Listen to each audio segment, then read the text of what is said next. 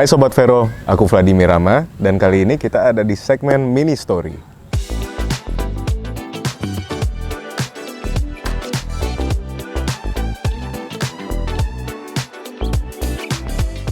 Jadi awalnya tuh aku nggak kepikiran sama sekali, ini sekitaran tahun 2021. Aku masih fokus kuliah, aku tadi mikir ya udah bakal fokus kerja, bakal masuk ke corporate, dan ya udah fokus ke situ aja sampai akhirnya bisa buka usaha sendiri. Cuma ternyata waktu 2021 itu sebelum lulus tuh kita disuruh magang selama setahun full, di tahun akhir kita harus magang.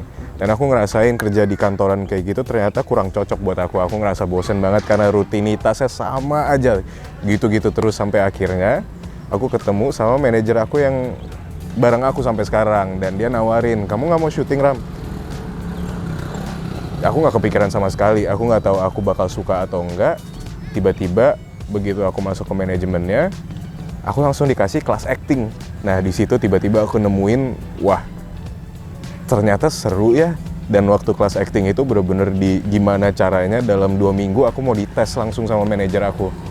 Dan karena waktunya mepet banget, akhirnya guru acting aku ada namanya Bang Indra Pacik, salah satu orang yang paling berpengaruh kenapa aku bisa ada di industri ini. Banyak banget dia dikasih PR-nya, asupan-asupannya, tiba-tiba suruh acting jadi ini, jadi itu, jadi ini. Nah di situ aku nemuin, wow ternyata acting itu tuh bukan sekedar pura-pura jadi orang, pura-pura jadi sosok apa, tapi ya emang kita bener-bener ngehidupin karakter kita yang dikasih itu. Dan semenjak itu aku bisa dibilang aku jatuh cinta sama yang namanya acting, sama dunia perfilman ini. Apalagi waktu awal ngerintis karir, bervariasi banget lah karakter yang aku dapetin, dari yang baik, dari yang jahat, yang psikopat.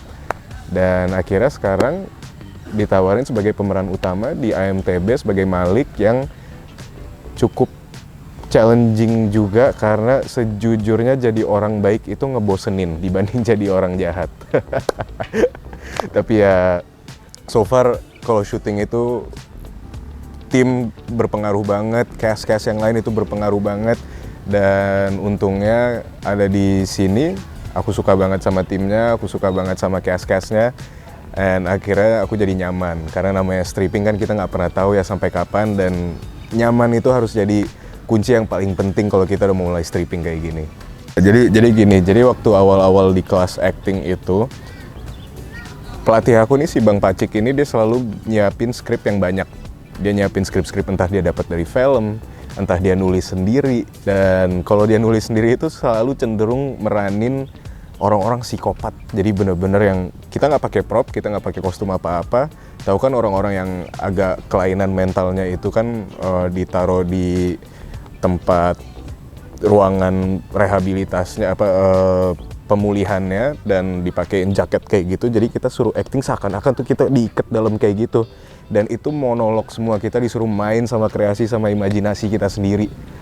Tapi ya akhirnya di situ aku ngerasa di dunia acting ini kita bisa ngelakuin hal-hal yang sebenarnya kita pengen lakuin, tapi nggak bisa kita lakuin dalam dunia nyata. Sebelumnya aku pernah jadi penjahat, kabur dari mobil tahanan, berantem tembak-tembakan sama polisi. Aku jadi anak orang kaya di suatu daerah yang KDRT ke istrinya, pemabuk, korupsi, gitu-gitu segala. Dan setiap kali aku masuk ke dalam karakter tuh aku benar-benar ngerasa diri aku sebagai karakter itu sendiri. Itu yang serunya, mainan psikologisnya, dan bisa ibaratnya ngerasain kehidupan yang lain, yang beda dari kehidupan kita sendiri. Apalagi sekarang di IMTB sekarang punya kekuatan yang dikasih sama Allah. Jadi ya seru banget lah ngejalaninnya. Untungnya aku dari 2021 sampai sekarang masih dalam satu agensi yang sama. Itu juga jodoh-jodohan, ketemu manajer yang cocok atau enggak itu jodoh-jodohan. Dan untungnya dari awal aku masuk sampai sekarang cocok. Jadi aku nggak nyari kemana-mana lagi. Sebenarnya aku tuh suka banget kalau ada stuntnya atau actionnya. Dapet sih di IMTB karena kebetulan sekarang setiap episode selalu minimal ada 3 scene fighting lah. Cuman yang aku maksud tuh ibaratnya yang adegan full tembak-tembakan, yang seakan-akan aku jadi teroris atau ya pokoknya yang kayak gitulah. Itu aku cita-citain banget punya satu film yang kayak gitu. Itu dibilang atlet sih Gak ya, aku nggak nganggep diri aku atlet karena itu lebih ke waktu zaman aku SMA. Emang dari sekolah, dari awal aku masuk sekolah begitu dikenalin sama ekstrakurikuler aku paling hobi yang olahraga. Tapi waktu SMA itu aku benar-benar tekunin silat. Kolat Merpati Putih, aku jalanin itu selama 3 tahun dan pastinya ikut pertandingan-pertandingan lah. Cuman emang nggak terlalu aku publish pertandingannya selama SMA, aku nggak terlalu aktif di sosial media.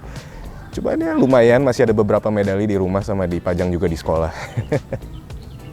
Oh lucunya waktu aku masih kecil itu aku kaku banget. Aku orangnya bener-bener introvert. Kalau datang ke acara keluarga tuh aku salah satu anak-anak yang cuman diem doang di bangku sampai acaranya kelar. Ibu aku selalu ngajak, bukan selalu sih, waktu itu udah sempet 2-3 kali. Aku nggak tahu kita mau kemana, intinya aku cuma nemenin ibu aku pergi. Dan dia suka bawa aku ke tempat casting iklan. Nah karena aku nggak di briefing apa-apa, nggak tahu apa-apa, masuk ke ruangan casting, masuk di depan kamera kayak gini, ya aku cuma bisa berdiri doang bengong. Cuma disuruh, coba dek ketawa, coba dek sedih. Ya aku mana ngerti ngelakuin apa-apa gitu, akhirnya aku diem dan mungkin di situ ibu aku ngeliat, wah nih anak nggak ada bakatnya sama sekali. Tapi ya waktu aku mulai acting, mulai ke perfilman, wah ibu aku bener-bener salah satu orang yang paling seneng, apalagi waktu dia bisa datang ke salah satu premier series aku. Waktu dia bisa datang ke salah satu premier series aku tuh, dia bahagianya minta ampun. Ada fotonya di IG tuh, muka dia tuh nyengirnya bener-bener lebar banget. Dan sampai sekarang juga aku jadiin, keluarga aku tuh mukanya pada ceria semua. Kalau ini film pertama yang dibikinin sama manajemen aku, kelihatan nggak? Yap, ini dari 2021 sampai sekarang aku belum pernah ganti wallpapernya. Pokoknya gitulah, salah satu kebanggaan dalam hidup aku buat bisa bikin keluarga aku senyumnya selebar itu. Dan untuk banggain bapak, yang jelas aku juga fokus ke usaha.